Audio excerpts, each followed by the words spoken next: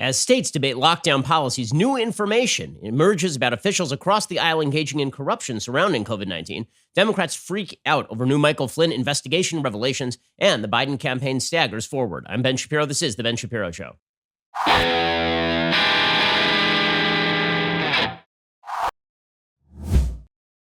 The Ben Shapiro Show is sponsored by ExpressVPN. Your data is your business. Protected at expressvpn.com/Ben. Well, it is beginning to dawn on people that this thing might not go away all that fast. It's been amazing to watch as the calculations have shifted fairly dramatically about the hopes for what is going to happen next with this virus. So it started off with, okay, if we just slow the spread for 15 days, we'll have this thing under control. And hopefully at that point, we can start to loosen things up. Then the media started to shift the strategy to, okay, we got to lock down until there's a vaccine.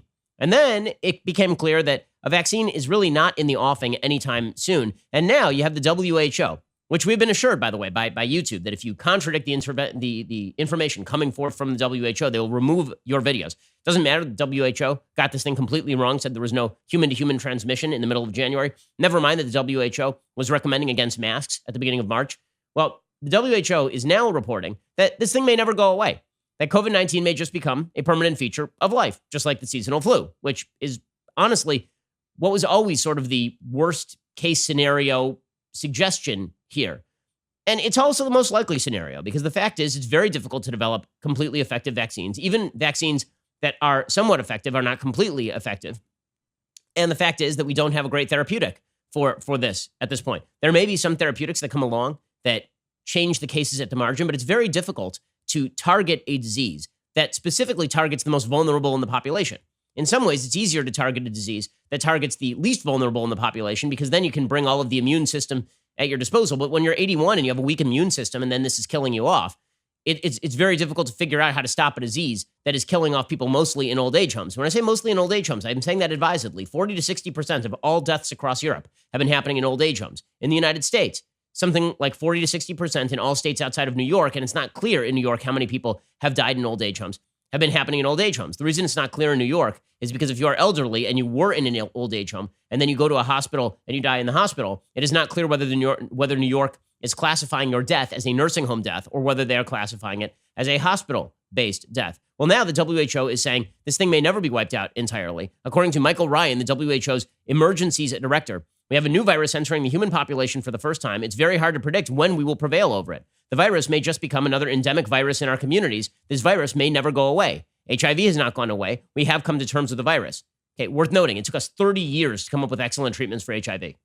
Really, it took several decades for us to come up with treatments for HIV that significantly lengthened human life. And WHO warned there's no way to guarantee that easing restrictions will not trigger a second wave of infection. So now they've given us two pieces of information. One is it may never go away. And two is as soon as you let out of lockdown, people are going to get it. And well, sorry, but those two factors mean that we had best just adjust to the new reality, and that is that we are all going to be involved in some form of risk mitigation depending on your level of vulnerability in society.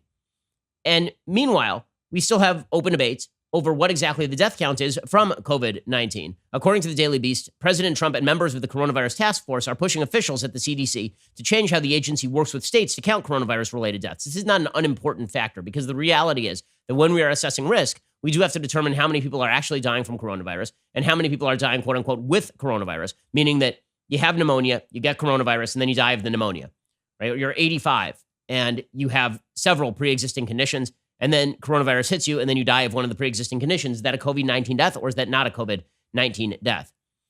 They're pushing for revisions that could lead to far fewer deaths being counted than originally reported, according to 5 administration officials working on the government's response to the pandemic.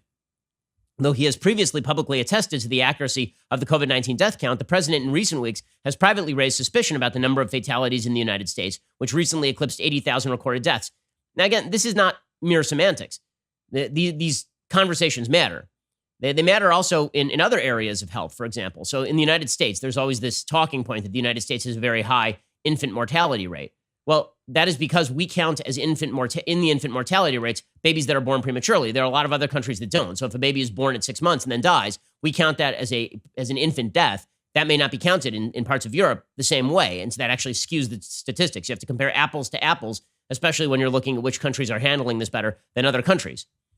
The White House has pressed the CDC to work with states to change how they count coronavirus deaths. Deborah Birx, the coordinator of the administration's coronavirus task force, has urged CDC officials to exclude from coronavirus death count reporting some of the individuals who either do not have confirmed lab results and are presumed positive, or who have the virus and may not have died as a direct result of it, according to 3 senior administration officials.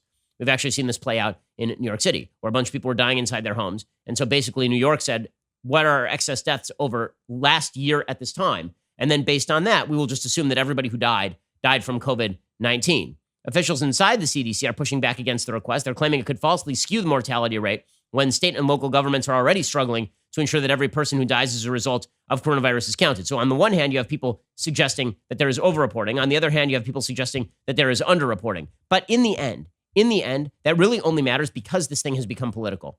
In other words, we know what we know. And we also know what we don't know, meaning we know now that this thing is highly deadly to the elderly and to people with pre-existing conditions. We know that it is significantly more deadly to those people than it is to people who are young and healthy.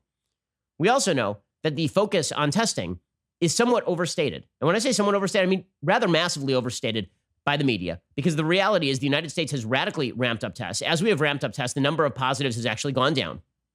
And not only that, the media have basically lied to the American people about what testing and tracing are designed to do. They are not, in fact, designed to quash the virus itself. They're simply designed to prevent spikes, epidemic spikes that overwhelm the healthcare system, because that's all we can do at this point. We can't actually stop people from getting this over time.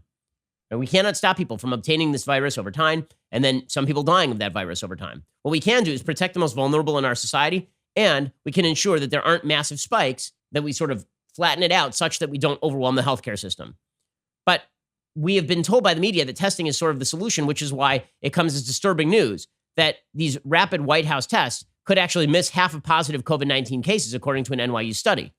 The Abbott test, which is a company used by the White House to track COVID-19, could have missed positive coronavirus cases, according to a study done by NYU. The study found that Abbott's ID Now test missed at least 1/3 of positive tests when compared to rival tests, and up to 48% in dry nasal swabs, the test currently recommended by the White House. So when people talk about the level of testing and how testing is going to save us all, they're missing the fact that there's an awful lot of uncertainty about the testing. In other words, there are no easy solutions here. There are no easy solutions. And I'll tell you what is not a palatable solution is the lockdown until forever solution. Nonetheless, that seems to be the solution that the media are pushing. The media would like to see lockdown until forever. We'll get to that in just one moment. First, let's talk about the fact that right now you need to ensure that you are protected on the HR front if you run a business, and you need to save money if you run a business. Now is not the time to be uncertain about how you run your business. And this is why you need to make sure that you are covered when it comes to your HR issues, especially with all the brand new regulations that have come out about how you're going to run your business when you reopen, or if you are already open. Wrongful termination suits, minimum wage requirements, labor regulations. HR manager salaries are not cheap. They can average $70,000 a year.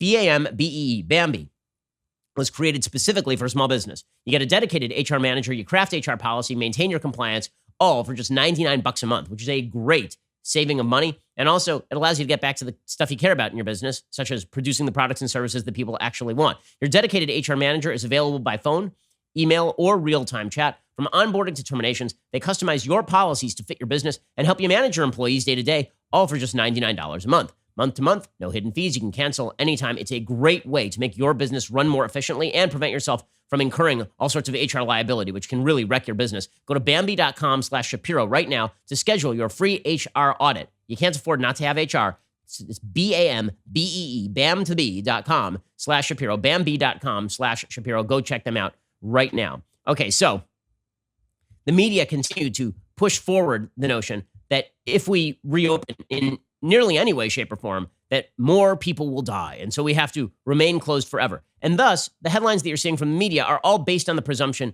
that America is in a full state of disaster. But the answer is that America is not actually in a full state of disaster. In fact, a lot of the states that are opening up are not seeing this massive spike in cases. People are generally being responsible. Meanwhile, the media are rewarding people who are speaking out as though disaster is coming. And this is what I talked about yesterday a little bit on the show. There is a thing that happens in media and sort of in human psychology. We could call it the Nostradamus effect. So Nostradamus is very famous and everybody knows his name because every so often you can pick and choose a few sentences from Nostradamus and say, wow, isn't that amazing? Thousands of years ago, Nostradamus was predicting that X would happen. You see the same thing when people talk about the Bible codes, where they say, okay, well, if you look at the Bible and it's lined up in a particular way and you look at the Hebrew letters vertically and then you look at them diagonally and then you look at them horizontally with a code that says that there's a volcano that's going to erupt any day, and then it erupted. Wow, look at that. That's amazing. Okay, in other words, when you predict disaster and you're right, then you are rewarded by being given the title of prophet. If you predict disaster and then disaster never arrives, nobody ever says to you, oh, you're just a doomsayer. Nobody ever says to you, oh, I guess you got that wrong, so I guess we're not going to pay so much attention to you next time. In other words, if you are in the prediction business, you should always predict disaster. You should always predict the unexpected. You should always predict the black swan, because all you have to do about the black swan is be right. If you're the person who predicted the black swan event, then everybody rewards you for having predicted the black swan event. Never mind that the rest of the time you were completely wrong. That one time you were exactly right. And so what the media are doing right now is they're bringing forth everyone who's predicting doom and gloom. Now, will they go back 3 weeks from now and point out when people were wrong? So there are a bunch of people who 3 weeks ago, when Brian Kemp in Georgia was talking about opening up, they said there's going to be a massive spike in cases. The hospitals are going to be overwhelmed. We haven't seen that in Georgia. Any apologies from anybody? Of course not. But if there was somebody back in January who said this is going to be a global pandemic, we're going to have to shut down all the businesses, that person, of course, is going to be rewarded. Now, maybe that person was living in the woods and was predicting this sort of stuff for 40 years, right? It's amazing how fast we shift from, look at those dumb preppers building their basements and stocking up on canned goods, to, man, those people sure had some foresight building their basements and stocking up on the canned goods. In the prediction business, nobody ever remembers that you made a black swan prediction that didn't come true. This is why it is of high irritation to me when the black swan predictions about what's going to happen next are really ramped up by the media. So today, the big story is that there's a guy named Dr. Rick Bright. So Rick Bright, we should remember, was pushed out. He was fired from his position over at BARDA, which is one of the chief agencies that was supposed to investigate strategies on the pandemic. He filed a whistleblower complaint after being pushed out, suggesting the reason that he was pushed out is because he wasn't too high on hydroxychloroquine. And when the administration was pushing hydroxychloroquine as a possible solution, that he was in there warning, and therefore they just got rid of him. Okay, well, in prepared testimony obtained by CNN, he warned, our window of opportunity is closing. If we fail to develop a national coordinated response based in science, I fear the pandemic will get far worse and be prolonged, causing unprecedented illness and fatalities. Okay, thank you for the vague prediction of doom. That is totally helpful. Also, thank you for the not presenting any actual strategy for fixing this thing. Nothing I like better than public health officials saying, and if we're not smart here, bad things will happen. Thanks. Here is Dr. Rick Bright, who's testifying today. This is getting all sorts of media attention. Now, again, this is all predicated on the notion that Rick Bright is a victim of the anti-science Trump administration, which has been taking the advice of Drs. Birx and Fauci, as well as many other doctors, into consideration. Bright, of course, again, claimed that he was ousted because of the hydroxychloroquine issue. But the truth is that, according to the HHS, this guy was in conflict with his higher-ups for literally years. Dr. Bright and Dr. Robert Kadlec, an assistant health secretary for preparedness and response, clashed repeatedly, according to officials. When Dr. Bright carefully followed procedures, they said he was a polarizing figure within the Department of Health and Human Services, where concerns had circulated about a management style that was described as confrontational. Those officials said there had been discussions about removing Bright for many months. They came to a head after emails were leaked to Reuters last week detailing internal discussions about chloroquines. A senior administration official said Alex Azar told the coronavirus task force members in their meeting on Wednesday about Bright's departure from BARDA, describing it as a promotion to the vice president. Officials left the meeting and learned of Bright's public statement. Also, by the way, according to Caitlin Oakley, spokesperson for the Department of Health and Human Services, it was Dr. Bright who requested an emergency use authorization from the FDA for donations of chloroquine that Bayer and Sandoz recently made to the Strategic National Stockpile.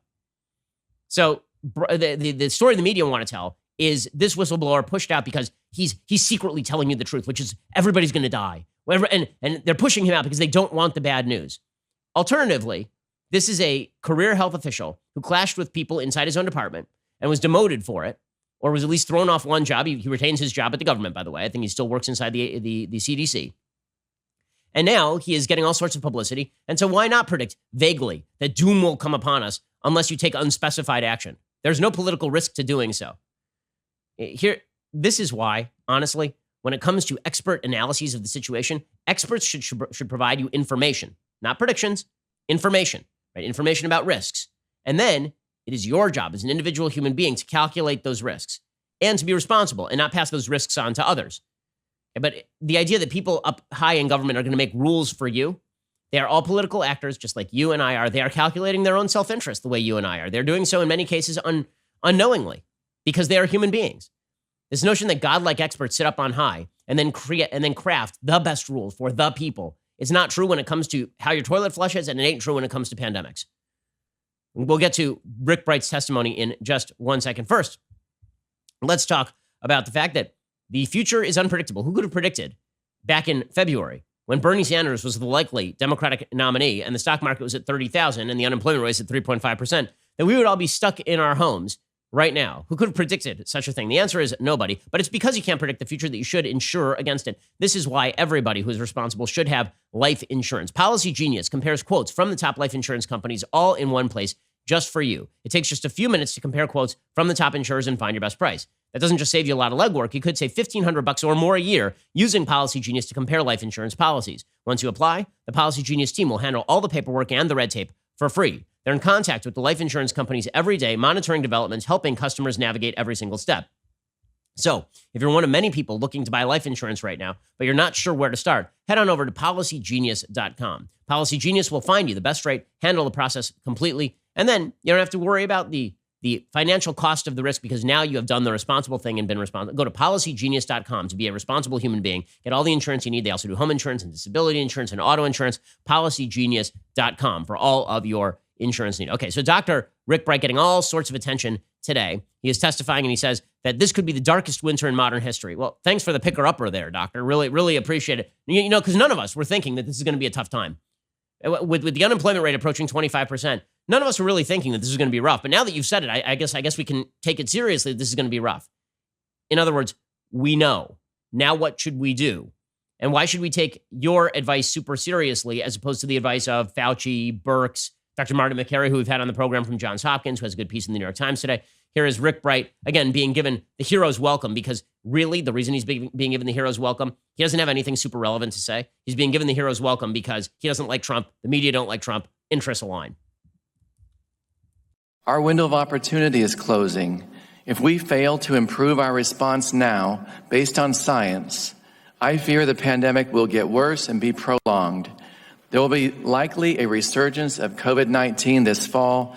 It'll be greatly compounded by the challenges of seasonal influenza. Without better planning, 2020 could be the darkest winter in modern history. Okay, well, thanks for that. Winter is coming. That's very, very exciting news. Okay, what are his suggested steps? A national testing strategy. Oh, you mean like how there is one and how they're trying to roll it out, and also how states are generally responsible for deciding how much testing they actually need in their states because the national government isn't good at things. And also, he says we need a plan for equitable distribution of essential equipment and supplies. Oh, you mean how the federal government actually got like 100,000 ventilators and we now have way too many ventilators? Because it turns out that ventilators are actually not only ineffective, but in some cases counterproductive for treatment. Dr. Bright, of course, is really getting all of this attention, not because he has great advice to offer, but simply because he is claiming that he was silenced for his unwillingness to go along with the sanguine views of the administration, which, again, the evidence for that is scanty at best. In another not shock, Bright is going to air his complaints about the Trump administration pandemic in response to a House Oversight Committee overseen by Representative Anna Eshoo, a Democrat who represents a Northern California district home to a company that received more than $110 million in awards from BARDA while Bright led the office. In other words, she is allied with Bright. Other companies with offices in Eshoo's district benefited from more than $100 million in awards from BARDA in the decade prior to Bright's leadership. This is according to Politico. Eshoo, who helped craft the 2006 legislation to create the Biomedical Advanced Research and Development Authority, that's what BARDA is, and has since worked to bolster its authorities, also has been a longtime booster of Bright. So basically, he's testifying in front of his allies who also, not coincidentally, are going to boost his opinions of President Trump. So yes, this thing has become incredibly political, and none of that is a giant surprise. And again, it doesn't have to be political. So we've had on our program before Dr. Marty McCary. We've had on Dr. McCary repeatedly on the radio show. And Dr. McCary is a professor of health policy at Johns Hopkins. He served in both the Obama administrations as well as an advisor to the Trump administration. He has a piece at the New York Times in which he explains what he thinks should be done. And guess what? It sounds exactly like what people like me have been saying need to be done. Right? He says that what we need is as much masking as possible when you are in a place where you could infect somebody else. This does not mean like Los Angeles, by the way. In LA, Eric Garcetti, the guy's just he's a posturing dolt. He sent out a mass text to everyone in Los Angeles last night, telling everyone that it is now mandatory that you wear a mask when you go outside. Not when you go into a store, not when you go into a crowded area, not when you can't socially distance, not when there's a possibility of not socially distancing, when you go outside. So if you're in your car by yourself, presumably you have to mask. If I'm in my front yard playing with my kids, supposedly I'm supposed to mask. If I'm out at the beach and I'm 400 feet away from everybody, I'm supposed to mask. All of which matches Eric Garcetti's idiotic policies with regard to the beaches out here. He says you're allowed to swim, you're allowed to walk, you're allowed to run on the beach. You're not actually allowed to sit on the beach and picnic. Doesn't matter if you're 300 feet away from everybody. And you have to be wearing a mask the whole time, by the way. So my plan this weekend, I'm going to take my kids down to the beach. I'm going to put a mask on them. Then I'm going to, while they're in the car, because we have to make sure that in the car they don't affect people in other cars. Then I'm going to bring a cannon. I'm going to fire my children out of a cannon into the ocean. And along the way, like right before they get into the water, I'm going to ensure that they strip off the mask. Then I'm going to dive into the water after them, put the mask back on them, take a trampoline, bounce them off the trampoline back into the car, and we can go home. Like what the hell are we talking about here? This is all idiocy. By the way, you know what Marty McCary suggests? This is Dr. McCary from Johns Hopkins. He suggests that we spend more time outside. We were told that we shouldn't spend more time outside by the authorities who know. Also, we must prioritize safeguarding nursing homes. Why? Who has been saying this for weeks on end? He says, through April, several studies using antibody testing found that asymptomatic infections are 10 to 20 times more common than previously observed, lowering the true case fatality rate. The data taught us that young, healthy Americans have a fatality rate similar to that of seasonal flu. Deaths among those young and healthy are rare. In fact, community immunity from seasonal viruses is often achieved through younger people developing antibodies. Why? It sounds almost like what I have been talking about for a very long time, which is make sure the most vulnerable are protected and then let other people go out and interact with one another with enough protections that we don't spike over the healthcare system. He says, protect those at high risk. The data show that those with pre-existing medical conditions like diabetes, lung disease, or a weakened immune system are among the most vulnerable. Based on the degree of risk and prevalence of the virus in the region, we should advise these high-risk individuals, particularly the elderly, to avoid interactions with others until the risk of contagion is extremely low. So basically, McCary's plan is exactly the same as mine. And by the way, pretty much the same as the Trump administration's. But Trump is very bad. He's very, very bad. And the people we need to listen to are people who are spouting doom and gloom without any specific proposals for how to move past the doom and the gloom. And in just a second, we're going to get to controversies over what we should do with policy. And then we'll get to the fact that the experts that we are supposed to be listening to, very often they are self-interested because people are people. You know, there's been this weird idea that in a pandemic, founding ideology goes out the window because it's an emergency, damn it, and human nature has changed. The founders were right. Human beings are not angels. They're not devils. They're human beings, which means that we are stupid and we are corrupt and we are venal and we are self-interested. And it also means that if you're stupid, corrupt, venal, and self-interested, probably you shouldn't be making policy for the entire country. And maybe I know my kids' names better than the policymakers who are saying they're going to protect my kids. I'll get to that in just 1 second. First, let's talk about the fact that you're spending an enormous amount of time in front of screens right now. It could be affecting your sleep. Blue light really affects your sleep. Also, it can be giving you headaches. You're spending just tons of time on your computer or watching movies. All that stuff can really impact your eyes. You can get all sorts of blurriness and dizziness. It's really bad. This is why people for a long time have been saying that you need blue light glasses, but you need the best kind, not the kind where they kind of like just film the glasses with some crappy blue light material that immediately peels off as soon as you get it from Amazon. Instead, what you need are Felix Gray glasses. It filters out 90% of blue light in the most damaging range, eliminates 99% of glare through a proprietary industry-leading lens technology available only at Felix Gray. These things are extraordinarily durable, and they will last you really, really like years. 9 in 10 Felix Gray customers report significant symptom relief. There's a reason I wear Felix Gray myself. Felix Gray frames are hand-finished from durable, super lightweight Italian acetate. They look good. You can order online. The glasses will ship directly to you with hard case and lens cloth included. Try them for 30 days risk-free. If your screens aren't easier on the eyes, then you can send them back for a full refund, so you really have nothing to lose. Go to FelixGrayGlasses.com/Ben for the absolute best quality blue light filtering glasses on the market. That's FelixGrayGlasses.com/Ben, FelixGray Glasses.com/Ben. Do what I did. Start taking care of your eyes, and you'll feel better. You'll work smarter. Shipping and returns totally free at FelixGrayGlasses.com/Ben. Really a great product. Go check them out right now. Okay, so the political controversy continues to grow as it becomes clear that a lot of the policies that are being crafted are basically violating constitutional provisions in particular states. The Wisconsin Supreme Court on Wednesday rejected the extension of the state's stay-at-home order, siding with Republican legislators in a high-profile challenge of the emergency authority of a statewide official during the coronavirus pandemic. This is according to the New York Times. I've been suggesting this for a while. There will come a point when, listen, all of our constitutional freedoms have been abridged. There's no question about that, right? You don't have any freedom to associate. You really don't have any freedom to leave your home. You don't have freedom of contract. You don't have most of the basic freedoms that you were guaranteed as Americans. You're not able to effectuate in this current environment. And under public health systems, that is not wrong. But when you move beyond the data, where the data no longer support the stay-at-home orders, where the data no longer support the idea that you have any strategy, and where you're just telling people that you can abridge their constitutional rights so that you don't get the political blowback of not abridging their constitutional rights, this is when courts are going to start stepping in. Governor Tony Evers, a Democrat, had extended the prohibition on most travel and operations of quote-unquote non-essential businesses until May 26th. In a 4-3 ruling, the court said that Wisconsin's top health official had not followed the proper process in setting the strict limits for residents. Although the opinion centered on the technical method by which the limits had been set, several conservative justices conveyed their dismay at the restrictions themselves. Justice Daniel Kelly wrote, "This comprehensive claim to control virtually every aspect of a person's life is something we normally associate with a prison, not a free society governed by the rule of law." Within hours of the ruling, some taverns were making plans for reopening.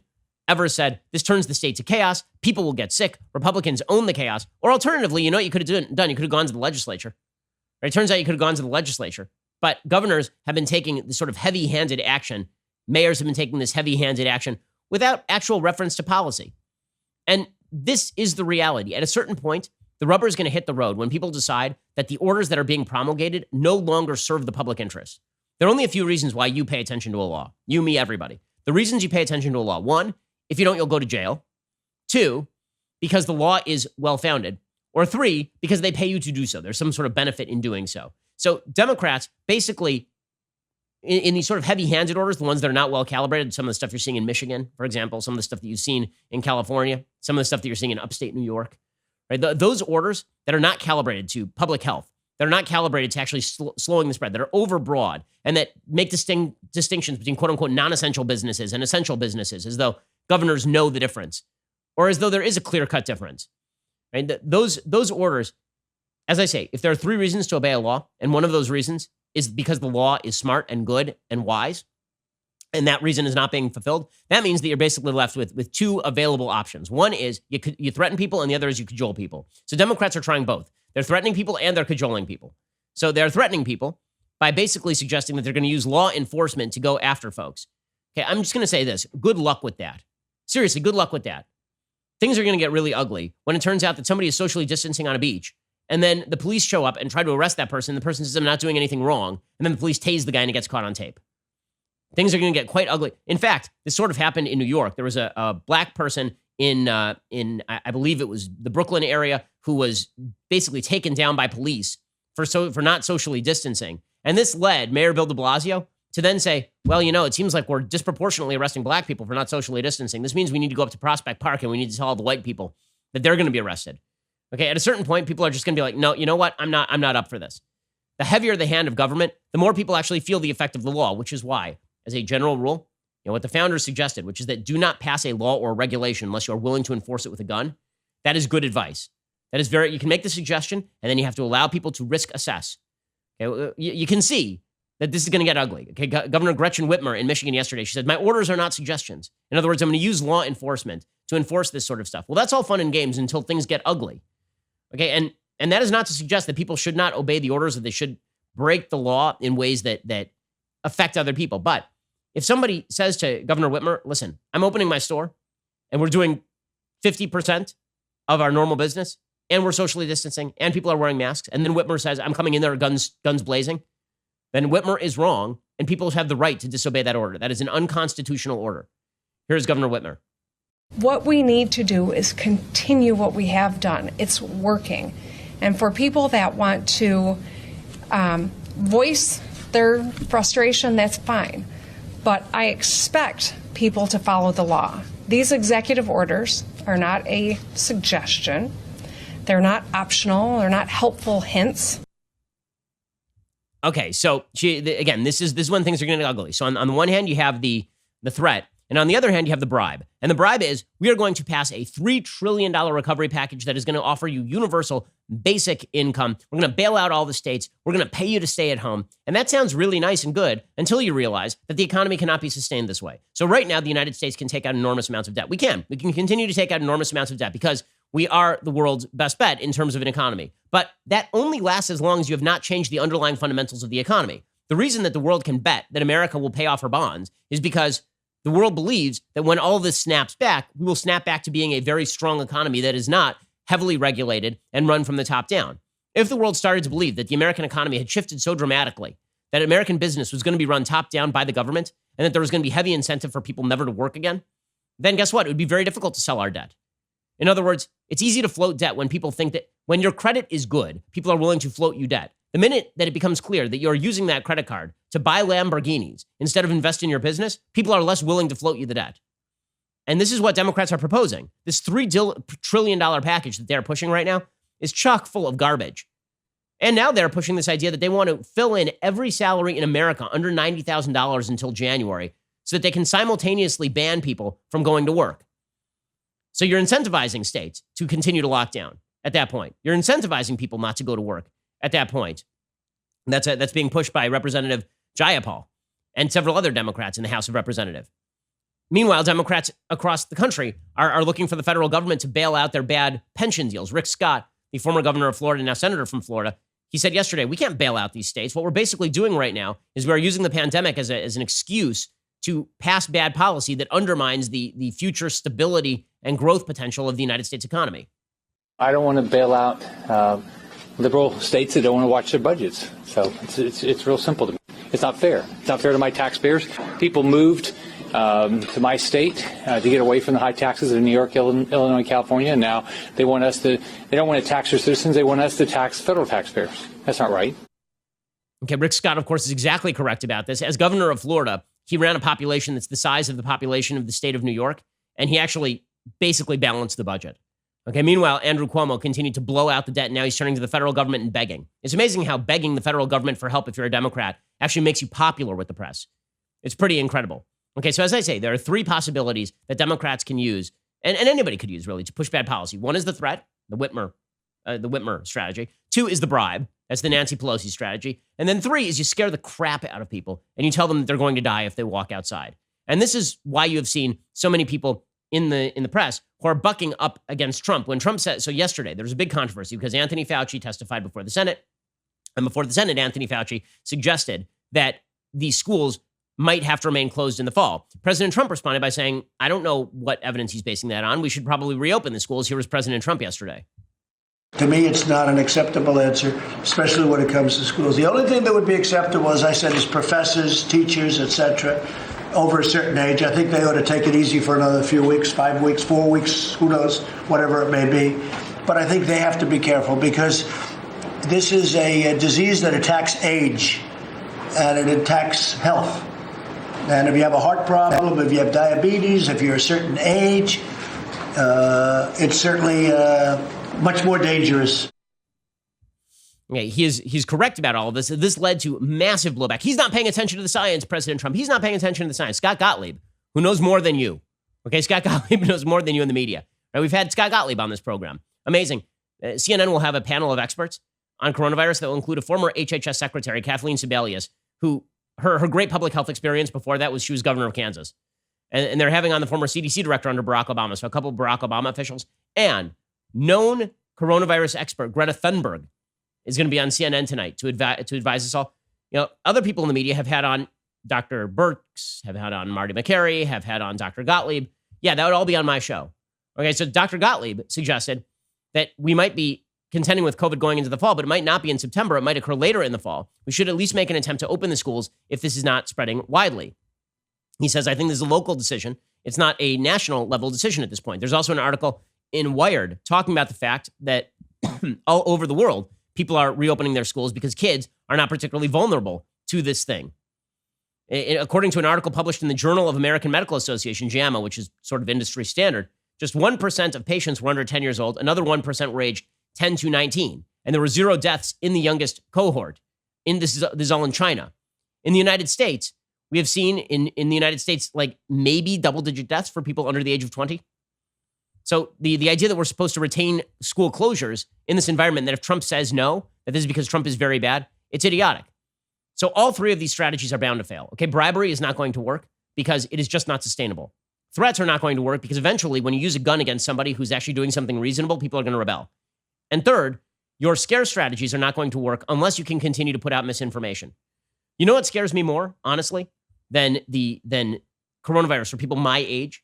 You know what scares me more? The probability that complete and utter morons are going to actually be controlling our policy top down in stupid fashion while being corrupt. We'll get to the corruption of our public officials in just 1 second. First, let's talk about the fact everybody needs a great pair of wireless earbuds these days. But before you go dropping hundreds of bucks on a pair, you need to check out the wireless earbuds from Raycon. You already know Raycon earbuds start at about half the price of any other premium wireless earbud on the market, and that they sound just as great as other top audio brands you know. Their newest model, the Everyday E25 earbuds, are the best ones yet. 6 hours of playtime, seamless Bluetooth pairing, more bass, a more compact design that gives you a nice noise-isolating fit.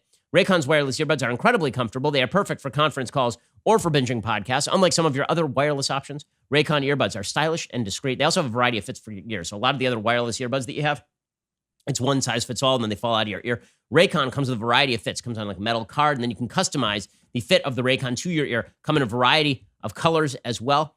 They're cool looking. They sound great. Now's the time to get the latest and greatest from Raycon. Get 15% off your order at buyraycon.com/Ben. That is BUYRAYCON.com/Ben for 15% off Raycon wireless earbuds. That's buyraycon.com/Ben. Once more, buyraycon.com/Ben for 15% off Raycon wireless earbuds. Okay, we're going to get to the fact that the public officials who say that you should listen to them, a lot of them are actually not the people that you would trust to babysit your children.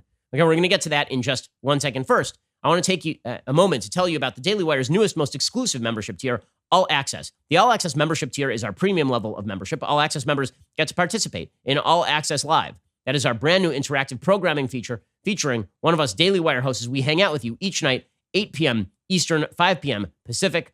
Michael Knowles will be hosting you tonight, so get excited. All Access members also get to join us for live, exclusive online Q&As. Daily Wire's new discussion feature available on both the website and the Daily Wire app. They also get the benefits of other membership tiers, including an ad-free website experience, access to all of our live broadcasts and show library, access to the show's mailbags, and the full 3 hours of the Ben Shapiro Show along with dedicated editorials from moi. All Access membership also includes the singular irreplaceable leftist tiers Tumblr. By the way, I don't think Knowles is hosting tonight. I think I am hosting tonight. So don't be scared. It'll be okay. I'll be with you tonight. You won't have to deal with Knowles tonight. If you want to deal with Knowles, you can do that tomorrow night. Head on over to dailywire.com/subscribe to join Daily Wire's All Access Club with a new membership or an upgrade. Get 10% off with coupon code Shapiro. That is dailywire.com/subscribe, and we will see you there. You're listening to the largest, fastest growing conservative podcast and radio show in the nation.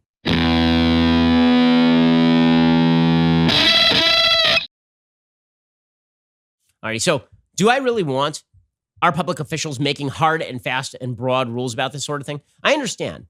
As I've said before, the government's a giant lumbering idiot with a gun. Sometimes you need a giant lumbering idiot with a gun. And in the early days of the pandemic, when we didn't know anything, the idea that the government was just going to step in and shut everything down, I didn't object to it. You'll recall. I said, okay, maybe this is necessary. Time will tell whether this is necessary. Maybe we have to stop our health system from being overwhelmed and getting the excess deaths that rise above the line when the curve rises above the line. Okay, fine. But then it turns out that the giant lumbering idiot is Lenny, and he is strangling you when he thinks he is petting you. And it is a problem. Okay, and the giant let us never forget that the public officials who run this country are just as venal and corrupt and self-interested as anybody else. And very often they're making just as many mistakes as anybody else. So-called experts, they're expert on, very often they are expert on the question of statistical analysis, and they are very inexpert on the question of what policy ought to be adopted. Okay, so here's the question. Who do you trust? Do you trust you to make decisions about your own welfare and your own well-being? Do you trust your neighbors? Right? I think one of the problems here is as we've lost a sense of community, that we feel like, okay, maybe my neighbor is going to be irresponsible and is going to sneeze all over me. So I need the government to tell my neighbor to stay away from me. Or do you look at your community, you figure, look, everybody is basically responsible around here. I'm going to socially distance. They're going to socially distance. I know my neighbor. My neighbor doesn't want me to die. I don't want my neighbor to die. The loss of community has been a serious problem because it turns out that the attempt to use government in order to create community is a failure because government is not capable of making the sort of pinpoint decisions that are necessary to balance competing interests. The government can just come in and smash you. That's it. Okay, and the people who run the government are no better than you. They're no worse than you. And that means that you're going to get your fair share of stupidity and corruption. The story that's being wildly underplayed by the media, I mean, this truly is an amazing story. There's a health official for overseeing nursing homes in Pennsylvania. 70% of all state coronavirus-related deaths in Pennsylvania have occurred in nursing homes. The health secretary is a person named Dr. Rachel Levine. Okay, Dr. Rachel Levine is had a policy. The policy was that during the COVID-19 outbreak, that facilities in the state continue to accept coronavirus patients who had been discharged from hospitals but were unable to return to their homes. So if you were 80 and you were diagnosed with COVID, you went right back into the nursing home where you promptly infected everyone and everybody died. This was Rachel Levine's stated policy. And now Dr. Rachel Levine also had a mother. His mother is 95 years old. His mother was in a personal care home. And mom said, you know what? I'm kind of feeling unsafe here. Dr. Rachel Levine promptly took mom out of the old age home and took her home. So the same state official who was saying, don't worry, we're keeping the nursing home safe by forcing COVID-19 patients back in, was also saying, oh yeah, by the way, I'm taking my mom out of the nursing home. How that has received so much less attention than, for example, Kelly Loeffler, the senator from Georgia, who's been accused of sort of trading on insider information about coronavirus, is beyond me. Like truly, one of those decisions led to the direct deaths of nearly 3,000 people, and one of those decisions led to the personal enrichment of a senator. It seems to me one is much more serious than the other. They can both be serious, but one seems much more serious. By the way, there's still questions as to what Kelly Loeffler knew and whether she was in fact trading on the insider information. Also, but that doesn't undermine the general point, which is that everybody is self-interested. Right? Today, FBI agents seized the cell phone data of Senate Intelligence Committee Chairman Richard Burr, a ranking Republican from North Carolina, as part of an investigation into his stock sales. Burr and his wife sold between $600,000 and $1.7 million in stocks over 30 transactions between late January and through mid-February, before the stock market plunged and his warnings of the coronavirus pandemic became more severe. The bulk of stocks sales from Burr took place on February 13th, just before he made a speech predicting extreme measures would have to be taken to check the spread of the virus. So honestly, if he was saying that, that like in the coming days, it's going to get really bad and selling his stocks at the same time, there really is no scandal. Right? If you're conveying to the public that things are getting really bad and also I'm selling my stocks, that's not a scandal. It's only a scandal if you're telling the public everything is fine while you're selling your stocks. Right? That would be a real problem. A spokesperson told CBS News in March, Burr filed the financial disclosure form for personal transactions made several weeks before the U.S. and financial markets showed signs of volatility due to the growing coronavirus outbreak. It is illegal for members to trade stocks based on information the public doesn't have. Burr was among the 3 senators who voted against the legislation banning such trading in 2012, and he said that he relied solely on public news reports to guide his decision regarding the sale of stocks. Now he's under FBI investigation. Do you want those people making rules for you? How about like the New York City health head? Do you think that we should be making Oxiris Barbo? You think that we should have her making the public health rules? In early March, she was telling everybody everything was fine in New York City. Not only that, according to the New York Post, New York City's health commissioner blew off an urgent NYPD request for 500,000 surgical masks as the coronavirus crisis mounted, telling a high-ranking police official, quote, "I don't give two rats' asses about your cops." That was the NYC health commissioner. I don't give two rats' asses about your cops. And then, of course, she's going to rely on the cops to enforce social distancing measures by tackling people. Oxiris Barbo made the heartless remark during a brief phone conversation in late March. Late March? Okay, not even February. Late March, when New York was shut down, with NYPD Chief of Department Terrence Monahan. Monahan asked Barbo for 500,000 masks. She said she could only provide 50,000. She said, "I don't give two rats' asses about your cops. I need them for others." The conversation took place as increasing numbers of cops were calling out sick with symptoms of COVID-19, but before the department suffered its first casualties. The NYPD has recorded 5,490 cases of coronavirus among its 55,000 cops and civilian workers. Patrick Lynch, president of the Police Benevolence Association, called for Barbo to be fired over her despicable and unforgivable comments. The department appealed to City Hall. They arranged for the NYPD to get 250,000 surgical masks. These are the people who run your policy. You trust those people? Really? I mean, are these people you trust? And this does cross streams. This does cross streams in a pretty significant way with the Michael Flynn story. Because the Michael Flynn story also shows that people who are in charge of your policy are no better than you. This is why you have checks and balances in American government. It is why we do not want an economy run top down. It is why we don't actually want policy run top down. We want policy as localized as humanly possible. And the constant calls of the media, we must have a national strategy. We must have a coordinating figure at the top of American government in every way.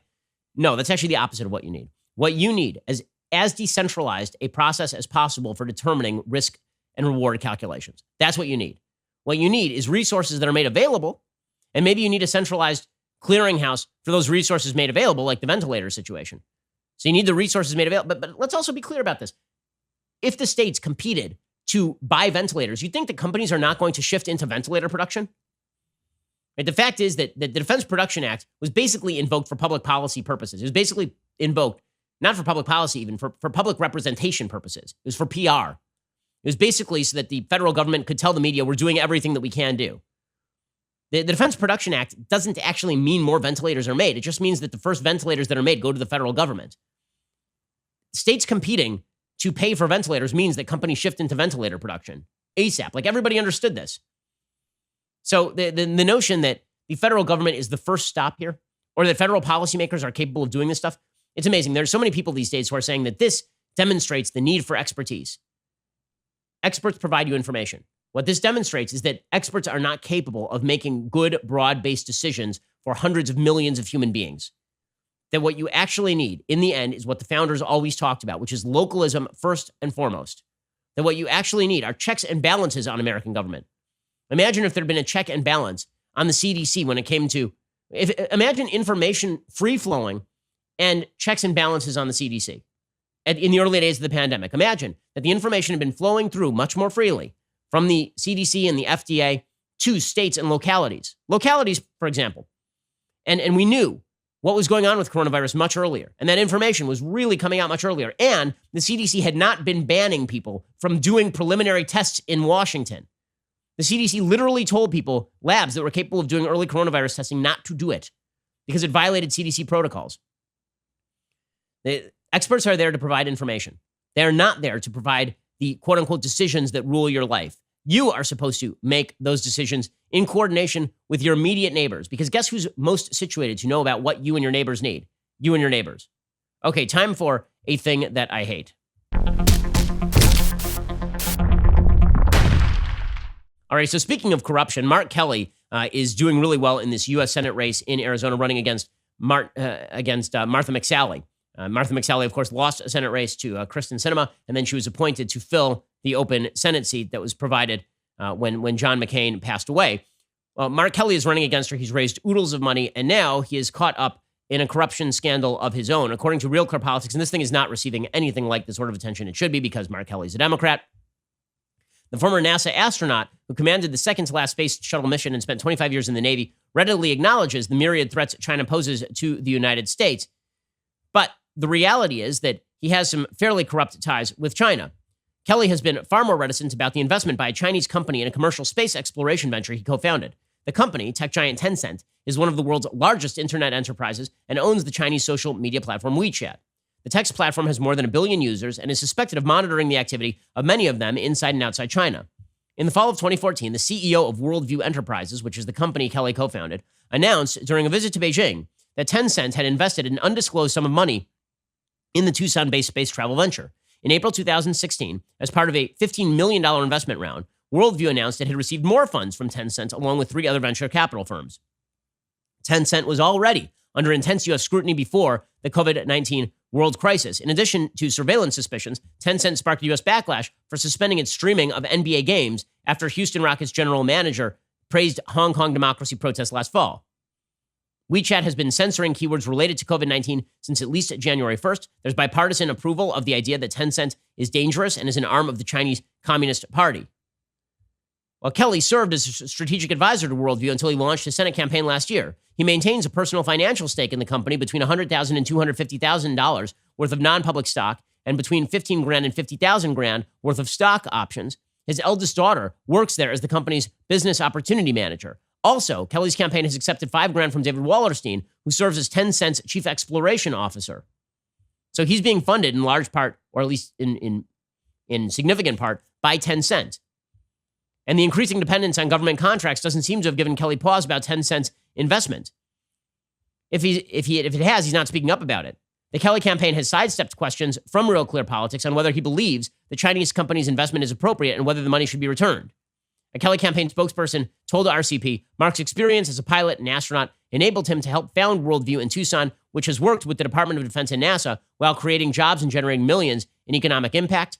And he referred all questions about Tencent investment to Worldview itself. So that seems like that is worth some investigation, does it not? The fact that a Senate candidate has a large stake in a company that is being funded by Tencent, which is basically a Chinese front group. Pretty incredible stuff. But apparently that does not rise to the level of requiring massive media attention. What we should actually focus our attention on is only Richard Burr. We should never focus our attention on issues like this one, which obviously is a disturbing one. So that is they're going to have to answer some questions. Mark Kelly's going to have to answer some questions. And by the way, so is Joe Biden, who had said for months and months and months that a rising China was actually good for the world. Joe Biden has been during his tenure, he was pretty soft on China. And his softness on China is going to blow back against him at some point here. The Trump administration has been much harsher on China than the Obama administration ever was. And as we move forward toward the election, there are a lot of Americans, me among them, who are very, very angry at the Chinese government. And Trump ought to campaign on that. And if Democrats decide to take the bizarre case that China is not responsible for this, or that Trump is being too mean to China, good luck with that political take. Okay, and other things that I hate. Let's talk about new revelations in the Michael Flynn case. So there's some new revelations in the Michael Flynn case. Apparently, there's a report that is out about who tried to unmask Michael Flynn's identity during the Russia probe. So here's the way this works. If there is a wiretap that happens of a foreign national, and an American is caught up in that wiretap, that person's name is hidden because you are not allowed to surveil American citizens without an actual FISA warrant. You're not allowed to surveil American citizens without some sort of legal go-ahead. So that person's name is kept confidential and it's kept private unless there's an actual request for unmasking from inside the executive branch. And these are supposed to be rare. They are not supposed to be done unless you actually have true suspicion of criminality. Well, as it turns out, Susan Rice, who is the national security advisor to President Obama, asked for Michael Flynn to be unmasked so she could see his name. And then that was basically leaked and circulated within the Obama administration. So everybody knew that Michael Flynn had been on the phone with Sergei Kislyak. Now, again, there's nothing illegal about Michael Flynn being on the phone with Sergei Kislyak. Nothing. There's nothing illegal about that. He was the incoming national security advisor on the phone with the Russian ambassador. That is not illegal in any way, shape, or form. The Obama administration decided to circulate Flynn's name specifically to generate all sorts of concern that Flynn was in thrall to the Russians. Well, now it turns out that a bunch of people in the Obama administration were very, very concerned with Michael Flynn. According to the New York Post, former Vice President Joe Biden and former FBI Director James Comey were among the top officials who tried to unmask Michael Flynn's identity during the Russia probe, according to a report by the acting director of national intelligence, Richard Grenell. The bombshell letter, first reported by Fox News on Wednesday afternoon, was sent to Republican senators by Grenell as they seek to investigate the origins of the FBI's malign probe into Russian interference in the 2016 election. Intelligence chiefs John Brennan and James Clapper were also included on the list of 23 Obama-era officials who allegedly tried to reveal the identity of Flynn during the presidential transition period. So is Obama Chief of Staff Dennis McDonough and former U.S. Ambassador to the UN Samantha Power. 9 names were redacted for apparent national security purposes. Biden's name emerged in connection to the Flynn unmasking a day after he denied any knowledge of the Flynn probe. George Stephanopoulos had asked him, "What did you know about these moves to investigate Flynn? Was there anything improper done?" He said, "I know nothing about these moves to investigate Michael Flynn." Well, weird, because not only were you in a meeting with Barack Obama and members of the DOJ and FBI, where members of the DOJ were shocked to learn that Obama actually knew about the Flynn call, and they were shocked that Obama himself was in the loop. Biden was at that meeting. Now it turns out that Biden was on the list of people asking for the unmasking of Flynn. And again, you're only supposed to unmask people when there's actual suspicion of criminal activity and when you are trying to hide information from that person because you might suspect that person is going to be a criminal. Rand Paul, senator from Kentucky, he went off on this. He said, listen, this is abuse of power, and it is abuse of power. Vice President Biden and more than a dozen Obama administration officials requested and received the power to unmask General Flynn during his phone call with the Russian ambassador. James Clapper, James Comey, John Brennan, Samantha Powers, and the president's chief of staff all individually asked to unmask General Flynn and to listen to his phone conversation. Intriguingly, a dozen more administration officials all chose to unmask General Flynn. Now, again, it's okay to unmask somebody for purposes of internal discussion. You can do that. What is not okay is that within days, this had been leaked to the Washington Post. That's illegal. Okay, leaking an American citizen's name after unmasking, that's illegal stuff. And when it turns out that everybody, you have to know that the natural consequence of every single person in the Obama administration in a 5-mile radius unmasking a guy, it is very likely that's going to end up with the media. Right? Everybody sort of gets this. Quinn Hillier has a piece over at the Washington Examiner pointing this out. They say that, he says, people are making too much of the unmasking itself, which could have been entirely justified. But what was almost certainly illegal was the leak to the Washington Post of the information about those unmasked calls. And again, should there be a presumption that somebody is going to be leaked if it turns out that everybody inside the Obama administration was requesting the unmasking? At a certain point, does it become a little bit predictable that this thing got leaked to the media? So President Trump went off on Biden. He says, how does Biden know nothing about the unmasking if he's one of the unmaskers? I mean, he literally said he knew nothing about the investigation. He was one of the people requesting the unmasking. I watched Biden yesterday on Good Morning America being interviewed by one of your colleagues, George Stephanopoulos, and he said he knew nothing about anything. He has no idea. He knows nothing about anything. Nothing at all. And then it gets released today that he was a big unmasker. So how do you know nothing if you're one of the unmaskers? It's one of the very big stories, and I suspect you'll have, if it's possible, even bigger stories coming out. Fact check true. Fact check true. By the way, I think that the finest moment here came from a Biden spokesperson. So a Biden spokesperson slammed CBS's Catherine Herridge. Herridge is a reporter on this beat, and she reported about the unmasking. So a Biden spokesperson promptly tweeted out, his name is Andrew Bates, Catherine Herridge is a partisan right-wing hack who's a regular conduit for conservative media manipulation ploys because she agrees to publicize things before contacting the target to ask for comment. Okay, nothing richer than a Biden person attacking members of the media. It's an assault on our free press, institutions. It's just an assault. And by the way, I will note that it is pretty astonishing that members of the Obama tribe and the Biden tribe, the political tribe here, that those people are very upset with the media. You don't get to be upset with the media, guys. You leaked this information to the media in the first place. Susan Rice, by the way, was asked for comment on all of the unmasking stories, and she declined. She basically ran away from the reporter. How do you respond to those who say you abused your power with unmasking 2016? Excuse me. I wanted to just ask you about DOJ investigating the origins of the Russia probe. Do you think they'll find anything, any wrongdoing on the part of the Obama administration? I have no idea what DOJ is doing. Thanks. Do you have any comment on them exploring the origins of the Russia probe, investigating the investigators? Do you think it's a worthy cause to do that? I'm not commenting. Thank you. Okay, so that is the way that the Obama administration, those professionals who definitely did not politicize intelligence, but were leaking everything that they could find about the Trump administration out into the public. That just brilliant handling. The Wall Street Journal has a good editorial today about all of this. They say when news stories appeared in early 2017 about Michael Flynn's conversation with Russia's ambassador to the U.S., these columns wondered how Flynn's call was so widely known.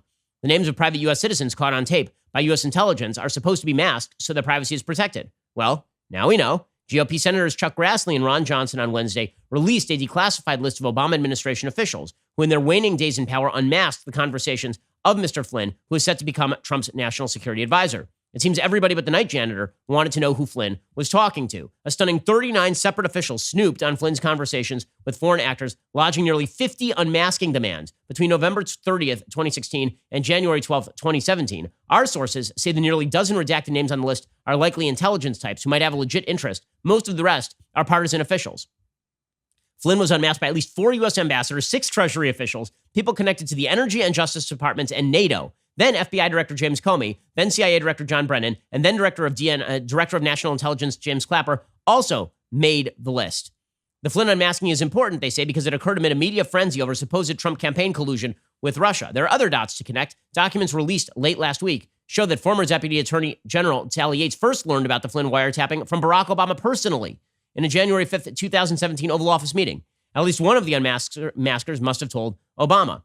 And the question there, again, is not the unmasking. The question is, why was all this being leaked out?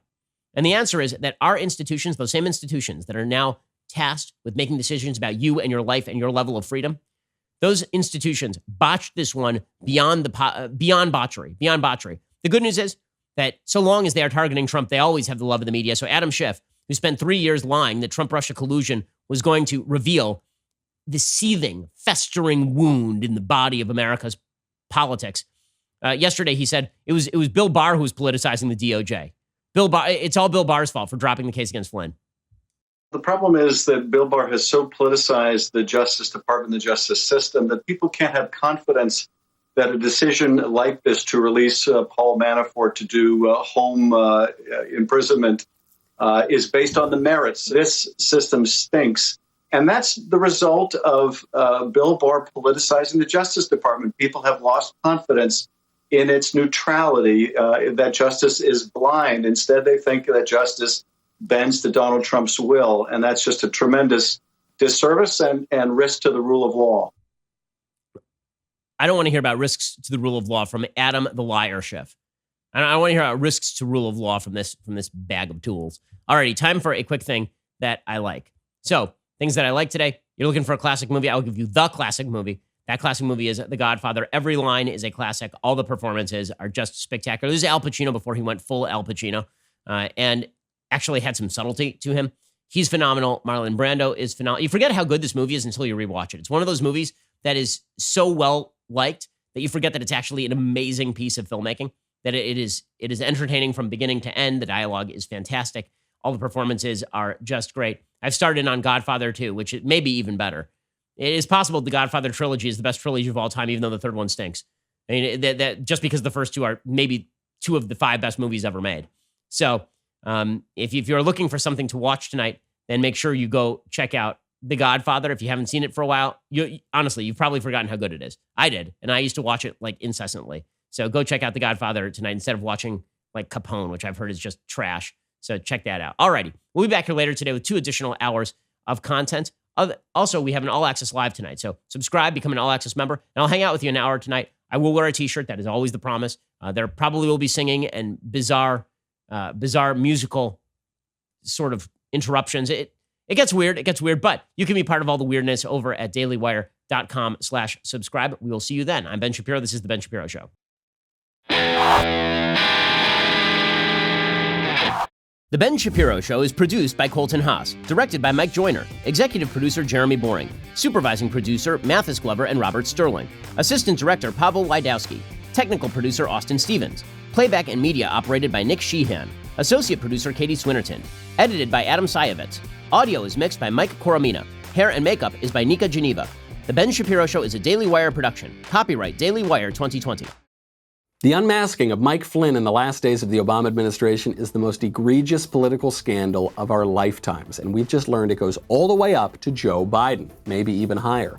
Meanwhile, the new masking order in LA caps off the most arbitrary political power grab of our lifetimes. Luckily, President Trump is starting to break with his expert doctor dictators. Then another rough interview for Joe Biden, a big Republican win in California, and finally the mailbag. All that and more, check it out on The Michael Knowles Show.